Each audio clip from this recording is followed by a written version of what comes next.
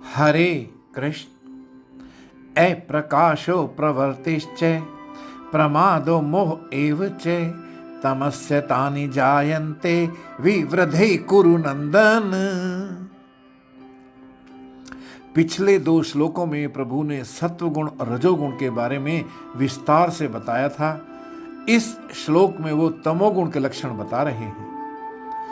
वो कहते हैं, हे अर्जुन, जब मनुष्य में तमोगुण बढ़ जाता है तो उसके भीतर ज्ञान का प्रकाश मंद पड़ जाता है, उसकी मादक पदार्थों में रुचि हो जाती है, हिंसा करना उसे अच्छा लगता है, वो निकम्मा, लापरवाह, आलसी और भ्रमित हो जाता है, उसे सही और गलत का पता नहीं चलता।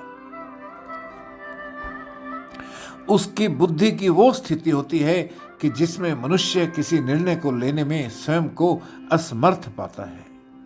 वो अपने उत्तरदायित्वों से बचने या भागने की कोशिश करता रहता है। काम करने में उसका कोई उत्साह नहीं होता, खाना पीना और सोना, बस यही उसको पसंद होता है और धीरे धीरे वो मोह के गर्त में गिरता चला जाता है। मित्रों, इन गुणों का प्रभाव केवल जीवित रहते हुए ही नहीं होता, मरने के बाद भी होता है, क्योंकि हमारे विचारों की उत्पत्ति इन्हीं गुणों के आधार पर होती है।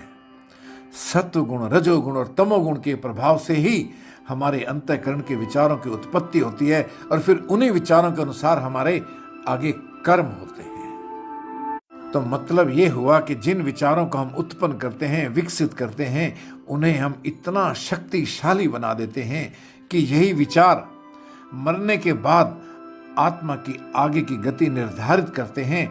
आगे का जन्म इन्हीं विचारों के अनुसार ही स्थित होता है, क्योंकि हमारा मन और बुद्धि ये सूक्ष्म शरीर हैं जो आत्मा के साथ बंधे रहते हैं।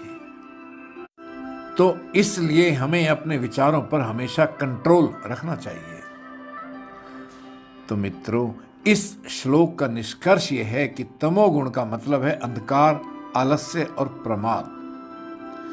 इसका आगे परिणाम है अज्ञान, भ्रम और अकर्मण्यता, और इससे बचने का उपाय है विचारों पर कंट्रोल, जागरूक होना, ज्ञानवान होना और सत्कर्म करना।